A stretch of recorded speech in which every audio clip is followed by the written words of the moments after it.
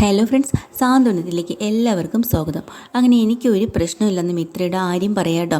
എന്നിട്ട് ആര്യൻ അങ്ങ് അകത്ത് കയറി പോവാണ്. ഉടനെ അനുമോൾക്ക് ദേഷ്യം വന്നിട്ട് മിത്രയോട് പറയുന്നുണ്ട്, ദേ മിത്രത്തി, എന്നാലും മിത്രയെടുത്തിരെ വീട്ടുകാർ ചെയ്തത് കണ്ണിച്ചോരയില്ലാത്ത പ്രവൃത്തി തന്നെയാട്ടോ. എൻ്റെ ഏട്ടനെ ഇങ്ങനെ തല്ലി ചതയ്ക്കാൻ പാടില്ലായിരുന്നു എന്ന് പറഞ്ഞിട്ടാണ് അവൾ അകത്തേക്ക് കയറിപ്പോണേ. ഇത് കേൾക്കുമ്പോൾ മിത്രയ്ക്ക് സഹിക്കാനാവണില്ല കേട്ടോ. മിത്ര അങ്ങ് പൊട്ടിക്കരയാണ്. അങ്ങനെ ആനന്ദും മീനാക്ഷിയും കൂടെ അടുത്ത് വന്നിട്ട് പറയണം, നീ ഇങ്ങനെ കരയണ്ട, സമാധാനപ്പെടും, എല്ലാം ശരിയാവും എന്ന് പറയണം. അപ്പം മിത്ര പറയുന്നുണ്ട്, അതല്ല എടുത്തി, നമ്മുടെ ഈ ഒരു വിവാഹം ഈ വീട്ടിലെ എല്ലാവർക്കും ദുഃഖവും പ്രശ്നങ്ങളും മാത്രമല്ലേ വരുത്തി വെക്കുന്നുള്ളൂ എന്ന് പറയാം. അപ്പോൾ ഉടനെ ആനന്ദ് പറയുന്നുണ്ട്, നീ അങ്ങനെ വിചാരിക്കണ്ട, ഒക്കെ ശരിയാവും, ഇപ്പോഴത്തെ ഈ പ്രശ്നങ്ങളും കാര്യങ്ങളൊക്കെ വിട്ടുകളാ എന്ന് ആനന്ദും അതുപോലെ മീനാക്ഷിയും പറഞ്ഞ് സമാധാനിപ്പിക്കുകയാണ് കേട്ടോ മിത്രേനെ. എന്നിട്ട് മിത്ര പതിയെ അകത്തേക്ക് കയറി പോകുമ്പോൾ ആര്യൻ അവിടെ എഴുപ്പുണ്ട്. അപ്പോൾ ആര്യൻ കട്ടിലിൽ ചാരിയിരിക്കുമ്പോൾ ആര്യനോട് ബാഗെല്ലാം താഴെ വെച്ചിട്ട് പോയി ചോദിക്കുന്നുണ്ട്, ആര്യ, ഞാൻ കാരണം ഒരുപാട് നീ അനുഭവിക്കുന്നുണ്ട്, എന്തിനാ ഇങ്ങനെ തല്ലുകൊണ്ട് നിന്നത്, തിരിച്ചടിച്ചുകൂടായിരുന്നോ എന്നിങ്ങനെ ചോദിക്കണം. ഉടനെ ചാടി എണീറ്റ് ആര്യം പറയാം, തിരിച്ചടിക്കണം എന്തിനാ, ചാവുന്നെങ്കിൽ ചാവട്ടെ എന്ന് ഞാൻ കരുതി, അത്രയേ ഉള്ളൂ. പിന്നെ എനിക്കതൊന്നുമല്ല വിഷമം, ആ അലോക് എന്നെ തല്ലിയപ്പോൾ നിന്നെക്കുറിച്ചൊരു വാക്ക് ചോദിച്ചിട്ടില്ല. അവന് വേണ്ടത് സ്വർണവും പണവും എവിടെ പോയി എന്ന് മാത്രമാണ് അവൻ അറിയേണ്ടിയിരുന്നത്. നിൻ്റെ കാര്യം അവൻ ചോദിച്ചിട്ടേ ഇല്ല, അതാണ് എൻ്റെ വിഷമം എന്ന് ആര്യം പറയുമ്പോൾ മിത്ര പറയുന്നുണ്ട്, ആര്യന് പറഞ്ഞുകൂടായിരുന്നോ, എല്ലാ കാര്യങ്ങളും ആര്യൻ തുറന്ന് പറയായിരുന്നു, എന്തിനാ ഇങ്ങനെ മനസ്സിൽ വെച്ചിട്ട് മറ്റുള്ളവരുടെ കുത്തുവാക്കുകൾ കേൾക്കണേ, ആ മിഥുൻ്റെ കാര്യവും ഒക്കെ സ്വർണവും പണവും എങ്ങനെയാണ് നഷ്ടപ്പെട്ടത്, ഇതൊക്കെ നിനക്ക് തുറന്ന് പറയായിരുന്നില്ലേ എന്ന് പറയട്ടെ. അപ്പോൾ അല്ലെങ്കിൽ തന്നെ എല്ലാത്തിനും തെറ്റുകാരി ഞാൻ തന്നെയല്ലേ, അതും പറയാം. അതെങ്ങനെ നീ തെറ്റുകാരിയാവും, നീ ഒരു തെറ്റും ചെയ്തിട്ടില്ലല്ലോ, തെറ്റുകാരിയും കുറ്റവാളിയൊക്കെ എൻ്റെ അമ്മയല്ലേ, എൻ്റെ അമ്മ പറഞ്ഞിട്ടല്ലേ ഇതെല്ലാം ചെയ്തത് എന്നിങ്ങനെ ആര്യം പറയാട്ടോ. പിന്നെ ഞാനിതൊക്കെ തുറന്നു പറഞ്ഞു കഴിഞ്ഞാൽ എൻ്റെ അമ്മ കുറ്റവാളിയാകും, മറ്റുള്ളവരുടെ മുമ്പിൽ എൻ്റെ അമ്മ കുറ്റവാളിയാകുന്നത് എനിക്ക് സഹിക്കാൻ പറ്റില്ല, അതുകൊണ്ട് ഇതിങ്ങനെ തന്നെ പോട്ടെ എന്ന് പറയാം. അപ്പോൾ ഉടനെ നമ്മുടെ മിത്ര പറയുന്നുണ്ട്, ആര്യം, മുറിവൊക്കെ നല്ല വേദന ഉണ്ടാവുമല്ലേ, അതിൽ ഞാൻ ഇച്ചിരി ചൂടുവെള്ളം പിടിച്ചു തരട്ടെ. വേണ്ട, എനിക്കറിയാം ഇതൊക്കെ ചെയ്യാൻ, നീ നിൻ്റെ പാട് നോക്ക് എന്നും പറഞ്ഞിട്ട് നേരെ ഗുളികയൊക്കെ എടുത്ത് കഴിക്കുന്നുണ്ട്. വെള്ളം ഞാനെടുത്ത് തരാം ആര്യ, വേണ്ട എന്നല്ലേ പറഞ്ഞത്. എന്നിട്ട് ഉടനെ തന്നെ പാരമ്പരെല്ലാം ചുരുട്ടി കൂട്ടി, ആര്യ, ദേഹമൊക്കെ നല്ല വേദന ഉണ്ടാവും, ഇന്ന് നീ തറയിൽ കിടക്കണ്ട, കട്ടിലിൽ കിടന്നോ. വേണ്ട, ഞാൻ തറയിലും കിടക്കുന്നില്ല, കട്ടിലും കിടക്കുന്നില്ല, ഞാനിന്ന് ടെറസിലായിരിക്കും കിടക്കുന്നത് എന്ന് പറഞ്ഞ് ഒറ്റ പോക്ക് അങ്ങോട്ട് പോകണുണ്ട് കേട്ടോ. പാവം അവിടെ നിന്ന് നല്ലപോലെ സങ്കടപ്പെടണം കേട്ടോ നമ്മുടെ മിത്ര. ഈ സമയത്ത് ടെറസിൽ എല്ലാവരും കൂടിയാലോചിച്ച് നിൽക്കണം. അതായത് ആകാശും ധർമ്മനും ഒക്കെ ഉണ്ട് അവിടെ, അതുപോലെ ആനന്ദും ഒക്കെ നിൽക്കുന്നുണ്ട് കേട്ടോ. മീനാക്ഷിയുണ്ട്. അപ്പോൾ ആ സമയത്ത് അവരുടെ സംസാരം എന്ന് വെച്ചാൽ അലോകനിട്ട് തിരിച്ച് പണി കൊടുക്കണം എങ്ങനെയാണ്. അപ്പോൾ നമ്മുടെ അനിയനാണ് ആര്യൻ, അവനെ തല്ലിയ അവനങ്ങനെ അങ്ങ് വെറുതെ നടക്കണ്ട, എന്തെങ്കിലും ഒരു പണി അവന് തിരിച്ചു കൊടുക്കണം, പകരം ചെയ്യണം എന്ന് തന്നെയാണ് അങ്ങോട്ടും ഇങ്ങോട്ടും ഒക്കെ പറയുന്നത് കേട്ടോ. അപ്പോൾ ഉടനെ ധർമ്മനും വന്ന് പറയാനുണ്ട്, എടാ, തിരിച്ചടിക്കുന്നത് തന്നെ ചെയ്യണം, അവനെ അങ്ങനെ അങ്ങ് വിട്ടാൽ പറ്റില്ല ധർമ്മനും പറയാനുണ്ട് കേട്ടോ. ഇതും കേട്ടിട്ടാണ് നേരെ അങ്ങോട്ട് മീനാക്ഷി വരണം. അപ്പോൾ മീനാക്ഷി വഴക്ക് പറഞ്ഞോണ്ട്, നിങ്ങളിങ്ങനെ അങ്ങനെ ചെയ്യാൻ പോകരുത്, വെറുതെ പ്രശ്നം ഉണ്ടാക്കണ്ട എന്നൊക്കെ പറയാനുണ്ട്. അപ്പോൾ പിന്നെ ആകാശ് പറയണത്, ആനന്ദേട്ടൻ പോലും അതിന് സപ്പോർട്ടാണ്. സാധാരണ എല്ലാ കാര്യത്തിനും ആനന്ദേട്ടൻ ഒന്ന് ആലോചിച്ച് മാത്രമേ മറുപടി പറയുള്ളത്, കണ്ടില്ലേ, അപ്പോൾ ഇത് ന്യായമായിട്ടുള്ള കാര്യമാണ് അല്ലേ എന്ന് പറഞ്ഞ് നിൽക്കുമ്പോഴാണ് ആര്യൻ ഇതാ കിടക്കപ്പായി എടുത്തിട്ട് വരുന്നത് കേട്ടോ. ആര്യൻ അങ്ങോട്ട് വരണ കാണുമ്പോൾ എല്ലാവരും ചോദിക്കും, നീ എന്താടാ ഇതൊക്കെ ആയിട്ട് ഇങ്ങോട്ട്. അതെ, ഞാൻ ഇത്തിരി ഇവിടെ കിടക്കാമെന്ന് വിചാരിച്ച് കാറ്റൊക്കെ കൊണ്ട്. മിത്ര അവിടെ തനിയല്ലേ ഉള്ളൂ, നിനക്ക് എന്താ മിത്രയുടെ അടുത്ത് പോയി കിടന്നൂടെ എന്ന് ആകാശം ചോദിക്കാം.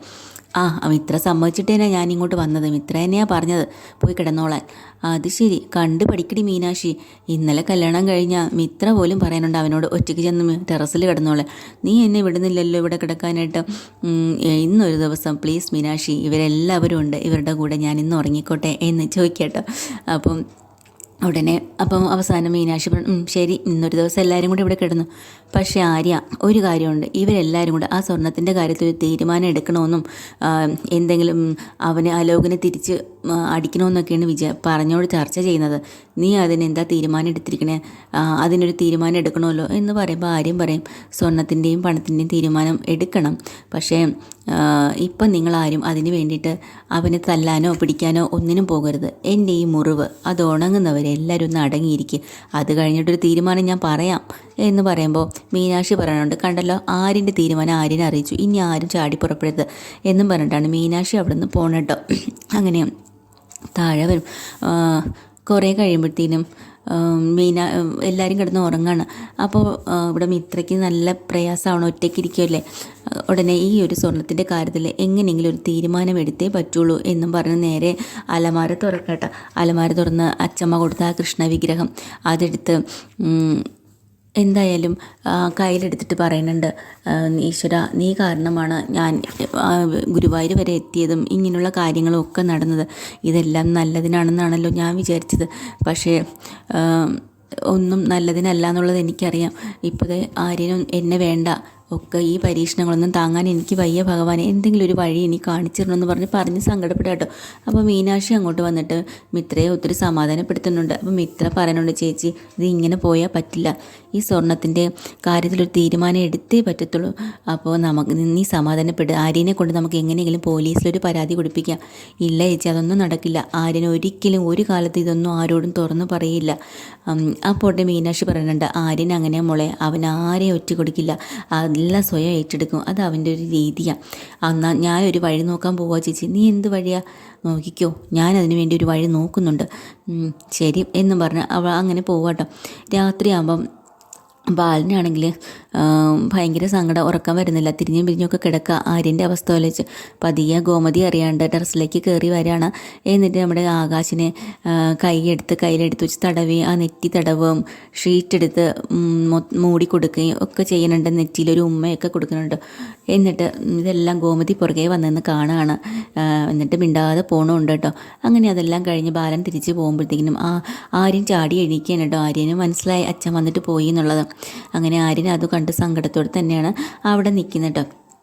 പിറ്റേ ദിവസം രാവിലെ ആകുമ്പോൾ അനുമോള് അവിടെ ഇരിക്കുകയാണ്. മിത്ര കുളിച്ച് റെഡിയായി വരുമ്പോൾ മിത്രേച്ചി എങ്ങനെയുണ്ട്, ആര്യേട്ടന് സുഖമായോ, കുറവുണ്ടോ? കുഴപ്പമില്ല എന്നിങ്ങനെ പറയുന്നുണ്ട് കേട്ടോ. എന്നിട്ട് അപ്പം തന്നെ ഉടനെ അനുമോള് പറയാം, എന്നാലും വലിയ കഷ്ടമായിപ്പോയി ചേച്ചി, ചേട്ടനെ ഇങ്ങനെ തല്ലിയത്, പാവം, ഇനി ഇത് ആവർത്തിച്ചാൽ നോക്കിക്കോ എൻ്റെ സ്വഭാവം മാറും എന്നിങ്ങനെ അനുമോള് പറയും. മോൾ അതൊന്നും വിചാരിക്കണ്ട, ഇനി ആയിക്കോട്ടെ, ഇനി ആര്യനെ അവർ തൊട്ട് നോക്കട്ടെ, അപ്പോൾ ഞാൻ കാണിച്ചു കൊടുക്കുക എന്താ ചേച്ചി പറഞ്ഞത്?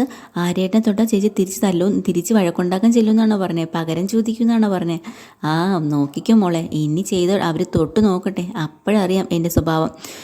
ഭയങ്കര സന്തോഷമാവും കേട്ടോ നമ്മളെ അനുമോൾക്ക്. എന്തായാലും ആര്യന് വേണ്ടിയിട്ട് അങ്ങനെ സംസാരിച്ചപ്പോൾ അങ്ങനെ അത് കഴിഞ്ഞിട്ട് മുറ്റത്തേക്ക് കോലം രാവിലെ വരയ്ക്കുകയുണ്ടല്ലോ മീനാക്ഷി. ഇപ്പം അതുപോലെ തന്നെ മീനാക്ഷിയുടെ അടുത്തേക്ക് ആകാശം വന്നിട്ട് ഭയങ്കര റൊമാൻസിലാണ്. എന്ത് രസമായിരിക്കണം നീ വരച്ചിരിക്കണത്, ഇതൊക്കെ നിന്നെ സമ്മതിച്ചിരിക്കണം കേട്ടോ, ഇതൊക്കെ ഒരു പ്രത്യേക കഴിവാണ്, എന്ത് രസം എന്നൊക്കെ പറഞ്ഞ് ഭയങ്കരമായിട്ട് സോപ്പിടാനുണ്ട്. അപ്പോൾ മീനാക്ഷി പറയുന്നുണ്ട്, ദേ ആകാശേ, രാവിലെ എൻ്റെ അടുത്ത് വന്നിരുന്ന് സോപ്പിടരുതേ, ഇല്ലാത്തൊന്നും പറയല്ലേ തന്നെടി എന്നൊക്കെ പറഞ്ഞാൽ ഭയങ്കര റൊമാൻസാണ്. ഇതെല്ലാം കേട്ടിട്ട് തൊട്ട് പിറകെ മിത്ര നിൽക്കട്ടെ. ഇവർ കാണുന്നില്ല. മിത്രയ്ക്ക് ഇതൊക്കെ കാണുമ്പോൾ ഒരു വിഷമമാവുന്നുണ്ട്, തൻ്റെ ജീവിതം ഇങ്ങനെ ആയിപ്പോയല്ലോ ദൈവമേ എന്ന് വെച്ചിട്ട്. അപ്പം അതൊക്കെ കണ്ടിട്ട് മിത്ര നേരെ അകത്തേക്ക് ചെന്നിട്ട് ആകാശിനോട് ചോദിക്കുകയാണ്, ആകാശിൻ്റെ അടുത്തല്ല ആര്യനോട്. അപ്പോൾ ആര്യ വേദനയൊക്കെ എങ്ങനെയുണ്ട്, കുറവുണ്ടോ എന്നൊക്കെ ചോദിക്കുന്നുണ്ട്. അതിനിപ്പോൾ കുറഞ്ഞാലും കുറഞ്ഞില്ലെങ്കിലും നിനക്കെന്താ, എന്തെങ്കിലും ഇതുണ്ടോ? അല്ല, എന്തെങ്കിലും ആവശ്യമുണ്ടെങ്കിൽ എന്നോട് പറഞ്ഞാൽ നിന്നോട് ഞാൻ പറഞ്ഞിട്ടുണ്ട്, ആവശ്യത്തിന് മാത്രം നീ എന്നോട് സംസാരിച്ചാൽ മതിയെന്ന്. ഒരു താലി കെട്ടിയ ബന്ധം മാത്രമേ നമ്മൾ തമ്മിലുള്ളൂ, അതിനപ്പുറം കൂടുതലായിട്ട് ഇങ്ങോട്ട് ഒന്നും സംസാരിക്കാനോ പറയാനോ ഒന്നും വന്നേക്കരുത് കേട്ടല്ലോ. പിന്നെ ഈ സ്വർണം തിരിച്ചു കൊടുക്കണ്ടേ, നമുക്ക് കൊടുക്കാനായിട്ട് എന്താ ചെയ്യുക എന്നിങ്ങനെ പറയാട്ടോ. അപ്പോൾ അത് എന്താണെന്ന് വെച്ചാൽ എനിക്കറിയാൻ ചെയ്യാൻ പറഞ്ഞു കേട്ടല്ലോ എന്ന് പറഞ്ഞിട്ട് കുറേ മിത്രേനെ വഴക്കൊണ്ട് ആര്യനെ അങ്ങോട്ട് പോവാട്ടോ. അപ്പോൾ അവൻ ബാലനാണെങ്കിൽ രാവിലെ തന്നെ ഒരു കുറച്ച് മാതളവും കാര്യങ്ങളും ഒക്കെ വാങ്ങിച്ചിട്ട് വരിക. എന്നിട്ട് ഗോമതിയോട് പറഞ്ഞിട്ടുണ്ട്, ഗോമതി ഇതിൽ കുറച്ച് മാതളമാണ്, ഇത് ജ്യൂസ് അടിച്ച് നീ ആര്യന് കൊടുക്കുക, അവൻ്റെ ശരീരവേദനയ്ക്കൊക്കെ വളരെ നല്ലതാണെന്ന്. അപ്പോൾ എന്നിട്ട് ചോദിക്കുന്നുണ്ട്, അതെ പിന്നെ മിത്ര എന്തെങ്കിലും പറഞ്ഞിരുന്നു അവനെ തല്ലിയെന്ന്? അവളെന്ത് പറയാൻ, അവൾക്ക് നല്ല വിഷമമുണ്ട്. എന്തായാലും മിത്രയോട് നീ പറയണം, അപ്പുറത്തൊന്നും പോയി ചോദിച്ച് പ്രശ്നം ഉണ്ടാക്കരുതെന്ന്. ഞാൻ പറയാം. അപ്പോഴാണ് ആര്യൻ അങ്ങോട്ട് വരുന്നത് കേട്ടോ. ആര്യൻ ഇങ്ങനെ അച്ഛനെ കടന്ന് പോകുമ്പോൾ കാല് തട്ടി മറിഞ്ഞു വീഴാൻ പോവുക. പെട്ടെന്ന് ബാലൻ ആര്യനെ മറിഞ്ഞു വീഴാതെ നെഞ്ചിൽ ചേർത്ത് പിടിച്ച് വയ്ക്കുക. അച്ഛൻ്റെ ആ ഒരു സ്നേഹം അവിടെ കാണാം കേട്ടോ. അങ്ങനെ എന്നിട്ട് പറയാനോട് ശ്രദ്ധിച്ച് നടക്കണം എന്നിങ്ങനെ പറയാം കേട്ടോ.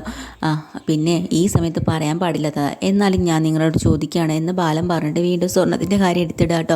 എന്തെങ്കിലും ചെയ്തേ പറ്റുള്ളൂ എന്ന്. അപ്പം പെട്ടെന്ന് ആര്യം പറയണ അച്ഛാ അത് ഞാൻ എന്തെങ്കിലും ചെയ്തോളാം, അത് എനിക്ക് വിട്ടേക്ക്, അങ്ങനെ പറഞ്ഞാൽ പറ്റില്ലല്ലോ എന്ന് പറഞ്ഞ് ദേഷ്യപ്പെടാൻ തുടങ്ങി ബാലൻ. പെട്ടെന്ന് ഗോമതി ഇടപെട്ട് ബാലേട്ടാ സമാധാനപ്പെട് എന്ന് പറയാൻ കേട്ടോ. ആ ഒരു സംസാരം പൂർണ്ണമാക്കിയില്ല. അതിന് മുമ്പ് അനുമോൾ ഓടിക്കൊണ്ട് വരിക. അച്ഛാ ദേ ഒരു സന്തോഷ വാർത്തയുണ്ട്, പത്രവും പിടിച്ചിട്ടുണ്ട്. എന്താ മോളെ? ദേ ആനന്ദേട്ടൻ്റെ കല്യാണത്തിന് വേണ്ടിയിട്ട് ഒരു പത്രത്തിൽ പരസ്യം കിടക്കണം. പരസ്യം? ഇതാരാ കൊടുത്തത്? ഇവിടെ ആകാശേട്ടന് പിന്നെ ധർമ്മൻ മാമനും കൂടെ ഒക്കെ ചേർന്ന് കൊടുത്തതാ എന്ന് പറയാം, നോക്കട്ടെ വായിച്ച് നോക്കട്ടെ എന്നൊക്കെ പറഞ്ഞ് അത് വായിച്ച് ചിരിക്കാൻ കേട്ടോ ബാലൻ. ഇങ്ങനെയാണോ ഈ പത്രത്തിൽ പരസ്യം കൊടുക്കുന്നത് കല്യാണത്തിന് വേണ്ടിയിട്ട്? എന്താ കുഴപ്പം, നന്നായിട്ടില്ലേ എന്നൊക്കെ പറഞ്ഞ് അവർ ചിരിച്ച് നിൽക്കുന്നതായിട്ട് ഇന്നത്തെ എപ്പിസോഡ് എത്തിരുന്ന പുതിയൊരു എപ്പിസോഡ് വീണ്ടും വരാൻ ചാനൽ ഇഷ്ടമായി ലൈക്ക് ചെയ്യുക, ഷെയർ ചെയ്യുക, സബ്സ്ക്രൈബ് ചെയ്യുക. Thank you.